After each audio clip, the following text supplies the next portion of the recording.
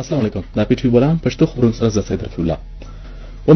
وملایشین وزیر اعظم د توسری انور ابراهیم ته په اسلام آباد کې شراغلی وویل.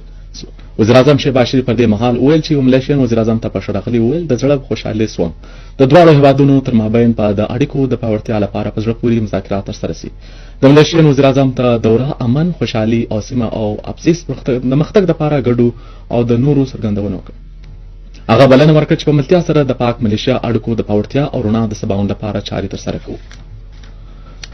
نوموړي مبلغ ډاکټر ذاکر نایک له وزیر اعظم شهباز شریف سره ولیدل. د ملاقات پر مهال وزیر اعظم وویل چې د دین د تبلیغ لپاره ډاکټر ذاکر نایک خدمات د ستاینې وړ دي او د اسلام آباد په اړه د پاکستانیانو علمي خبرتیا هم زړه پورې ده چې د قرآن او سنت په لار باندې به تکولو د دنیا او آخرت کامیابی ده. د مسلم لیگ نون صدر محمد نواز شریف په لاهور کې د دستوري ته د وینا کولو پر مهال وویل چې هغه به د ریب چې څه کوي هغه به مخالفینو ته وویل چې عاجزي زده کړئ. د نواز شریف د لیرې کولو لپاره د هېواد د پرمختګ له لاره وتړل شوه. که هېواد 2 ګامه ومخته ځي نو 8 ګامه شاته تمول کیږي.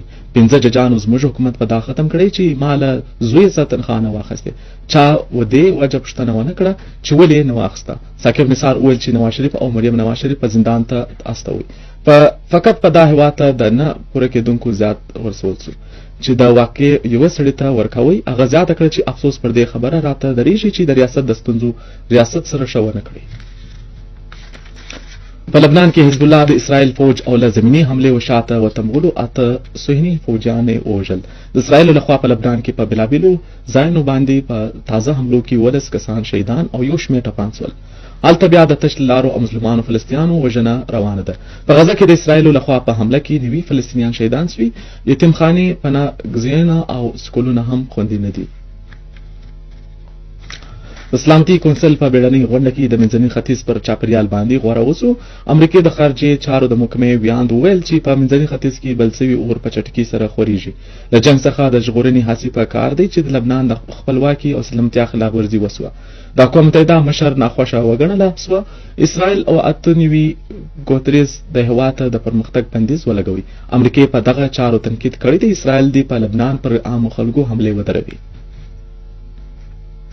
د بلوچستان وزیر اعلی میر سرفراز بگټي ویلي دي چې ګوادر د ډیولپمنٹ اتھارټي په خپلو وسایلو کې به زیاتوالی او راوستلی په خپل خرچ به په خپل پوره کوي چې جی ډي اي دی د خپل خرچ پوره کولو لپاره د ګټې منصوبې رامنځته کړي او پر صوبایي حکومت باندې دی په مالی بوج اچولو کمبود راولي. په ګوادر کې د جی ډي اي د گورننګ باډي او 9 غونډې ته د وزیر اعلی وویل چې په ګوادر کې دی د غیر فعال هاوسنګ سکیمونه NOC ختم کړل شي او په ډیولپمنٹ کې دی د ناکامه سکیمونو پر ځای د نورو سرمایه‌کارانو کمپنیانو ته بلنه ورکړل شي. ټولې محکمې به په ګډه د ټاکلي کړنلارې پر وړاندې کې پرمختګ کوي. جی ډي اي او پبلک هیلث انجینرینګ دی پر یو بل باندې د تکیې کولو پر ځای خپلې ذمہداريانې وټاکي. مستر راز بوکټي وویل چې د خلکو په ستونزو کې زیاتوالی ترسره کوو چې د ګوادر اوسېدونکو دي د صفا اوبو کولو باور وکړل شي او د پرمختګ په کارونو کې دي د ځای خلکو ته لومړیتوب ورکول شي. د شپ بریکینګ یارډ جوړولو او ماستر پلان باندې دي سم د لاسه د مایګرانو او د ځای خلکو اندېښنې لرې کړل شي. تر غونډه مخکې وزیر اعلی او د ماڼۍ او سیلابو ځپل ته د مرستې چکونه هم وویشل شو. په غونډه کې د سمارټ پورټ سټي، ګوادر سیف سټي او ماستر پلان کالبود او په مهلتي توګه په اړه هم خبرې وشوې. د پښین ډیپټي کمشنر زاهد خان او د میډیا هاوس پښین د دورې پر مهال د رسنیو له استادان سره د خبرو پر مهال وخت ویل چې ولس ته د روغتیا او معیاري اسانتیا ورکولو د صفایي خیال ساتل او په تعلیمي ادارو کې شګړ راوستل د بلوچستان وزیر اعلی ته په لومړي پاملرنه کې ځای لري.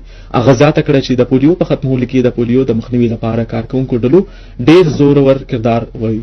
په ضلع کې تر 15 کاله پورې و عمر لرونکو کوچنیانو ته د څاڅکو ورکولو لپاره مایکرو پلان پرونا کې د ټولو صلاحیتونو رابرسېره کولو چارې روانې دي.